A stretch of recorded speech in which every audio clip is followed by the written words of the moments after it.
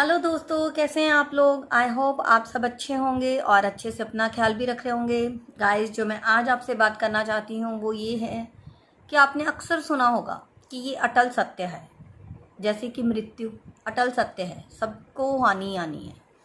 वैसे ही कुछ अटल झूठ भी होते हैं, जैसे कि जब आपसे कोई कहता है कि हम आपके देश की गरीबी मिटाएंगे, हम इस देश से गरीबी मिटाएंगे, तो वो एक अटल झूठ के अलावा और कुछ नहीं होता। क्योंकि आपकी गरीबी कोई नहीं मिटा सकता सिवाय आपके खुद के। आप ही अपनी गरीबी मिटा सकते हो, पढ़ के, लिख के, कमा कर, और कोई ऑप्शन नहीं है। और जो कई सरकारें हैं ना, ये मुफ्त में बिजली, पानी, फलाना ढिमकाना, कितनी देर देंगे? साल, 2 साल, उसके बाद पैसे ख़त्म, काम ख़त्म। और मैं पूछना चाहती हूँ इन सरकारों से कि ये क्या अपने देश के लोगों को मुफ्तखोर बनाना चाहते हैं? उनको क्या लगता है कि हम मेहनत करके कमा नहीं सकते, हमें मुफ्त में चाहिए? वो ये अगर उनके पास इतना पैसा है, वेरी गुड, मैं तो कहती हूँ बहुत अच्छी बात है। अगर हमारे पास इतना पैसा है तो वो इस पैसे से कुछ बिजनेस क्यों नहीं जनरेट करते, कुछ रोज़गार सरकारी, जिसमें कि ये लोग काम कर लें जाके और अपनी मेहनत से कमा कर खा लें। क्या आपने इनको भिखारी बनाने का जिम्मा लिया है? तो वो जो लोग ऐसा कर रहे हैं वो अपने बच्चों को भी ऐसा ही करवा रहे हैं कि बैठो, कुछ नहीं करने की ज़रूरत। कई काम वालियों से मेरी बात होती है, वो पता है कितनी दुखी हैं इस चीज़ से।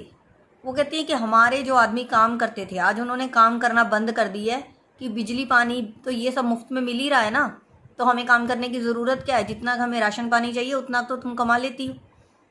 कहती उल्टा हम तो दुखी हो गए हैं।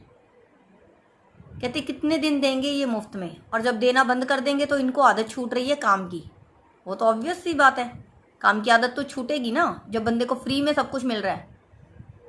तो इसीलिए मुफ्तखोरी मत फैलाइए प्लीज़। अगर पैसे हैं तो उनसे रोज़गार जनरेट करिए ताकि ये लोग उसमें जाके काम करें और इनको एक मेहनत की आदत लगे, और उससे फ़ायदा ही होगा हमारे कंट्री का। एक तो ये सबसे जो बड़ी प्रॉब्लम है ये हो रही है।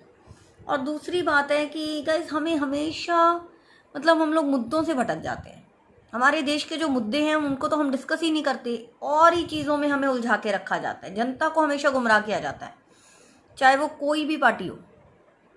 ठीक है, अब सबसे बड़ी बात एक जो मेरे दिमाग में आती है कि ये घोटाले होते हैं, 5,000 करोड़, 10,000 करोड़, ठीक है, हो गए, पकड़ लिए हमने, इन्होंने किया है, ठीक है जी, ओके। और उसके बाद हाँ जी हमने जेल में डाल दिया, वेरी गुड, बहुत अच्छा किया। मैं कहती हूँ सूली पे लटका दो, ठीक है, लटक गए ये लोग, सूली पे मर गए, हम क्या करें? पैसा कहाँ है? वो 6,000 करोड़, 10,000 करोड़, जो भी वो अमाउंट थी, वो कहाँ है? उन पैसों पे तो इनके बच्चे ऐश कर रहे हैं, इतने बड़े बड़े बंगले बना के उसमें रह रहे हैं देश के पैसे पे। वो तो हमारा हिंदुस्तानियों का पैसा है। एक एक पाई क्यों नहीं इनकी सेल हो जाती, इनकी नीलाम होती, और वो पैसा उसकी जो भी रिकवरी है वो करें। और इनके बच्चे जब सड़क पे भीख मांगें तो इनको पता चले कि देश से गद्दारी करने का नतीजा क्या है। ये तो बड़े मज़े से बैठ जाते जेलों में, वहाँ पे भी इनको, क्योंकि इनके बड़े बड़े वकील, इन्होंने इतने घोटाले कर लिए, पैसों की कमी है नहीं, बड़े बड़े वकील, आधे दिन जेल में, आधे दिन बाहर। बस बाद में जब मामला ठंडा तो तब का तब, कुछ नहीं, बस उसके बाद सब ठंडा, काम ख़त्म।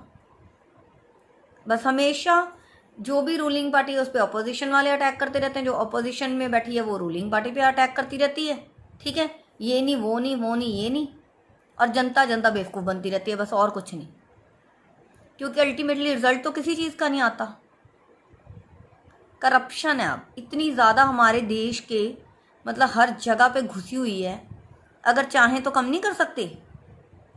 और सबसे ज़्यादा करप्शन कहाँ होती है? गवर्नमेंट सेक्टर में, सबको पता है, क्योंकि उनको पता है हमारी जॉब सिक्योर है, हमें कोई नहीं हटा सकता।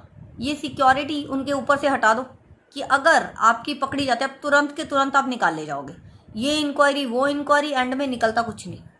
फिर उस पर एक नई करप्शन शुरू हो जाती है कि अगर आपको इस झमेले में से बाहर आना है तो उस ऑफिसर को इतने पैसे खिला दो, उस ऑफिसर को इतने पैसे खिला दो। फिर वो बंदा जिसके ऊपर करप्शन के इल्ज़ाम लगे हैं वो पैसा खिलाने लग जाता है आगे। तो मुझे एक बात बोलो, वो पैसा जो करप्शन के थ्रू आपने कमाया, करप्शन में ही आगे दे दिया, तो इससे बजाय आप मेहनत की कमाई क्यों नहीं कर लेते, जो भी ये करप्ट लोग हैं। और मैं एक बात आज सबको हिंदुस्तानियों को कहना चाहती हूँ कि ये जो भी रिश्वत लोग लेते हैं ना, इनको इतना जलील करो, मैं तो कहती हूँ इनको इनके वीडियोस बना बना के सारे सोशल मीडिया पे फैला दो, ताकि इनको कहीं भी आने जाने में शर्म आए। कोई भी बंदा रिश्वत मांगने से पहले 1000 बार सोचे। उसको तुरंत वहीं पे इतना जलील करो कि तू है ना, तू जिंदा है, इसी वजह से देश नहीं तरक्की कर रहा। अगर तेरे जैसे ना हो ना तो देश कब की तरक्की कर जाता। क्योंकि मेन जो प्रॉब्लम है वो है ही हमारे देश की करप्शन। हर चीज़ में करप्शन घुसेड़ के रखी है। कहीं पे चले जाओ, हाँ इतना ये काम कराना है इतने पैसे दे दो, ये काम कराना है ये पैसे दे दो, और जो पैसे नहीं देता उसको इस लेवल की हरासमेंट करते हैं ये लोग। ये पेपर लेके आओ, वो पेपर लेके आओ, बस उसके चक्कर में बंदा कहता है तू पैसे ले ले और परीक्षा छोड़ दे। यही हो रहा है ना। तो इनके ऊपर से ये सिक्योरिटी, बिल्कुल इनको पता चलना चाहिए कि इनकी जॉब भी उतनी ही इनसिक्योर है जितनी कि एक प्राइवेट एम्प्लॉय की है। क्यों नहीं वहाँ पे एम्प्लॉयज़ ये पैसे मांगते? आप कभी भी प्राइवेट ऑफिस में चले जाओ कि कोई आपसे पैसे मांगता है कभी भी किसी काम के लिए? क्योंकि उसको पता है कि अभी के अभी मैनेजर को बता देगा, तभी के तभी 5 मिनट में इसको रिज़ाइन डलवा लेंगे। तो इसीलिए ना इनको, मतलब जो ये रिश्वत लेते हैं ना, इनका तो जीना दुश्वार कर दो इस दुनिया में, मैं तो कहती हूँ। Thank you so much, hope you like it guys.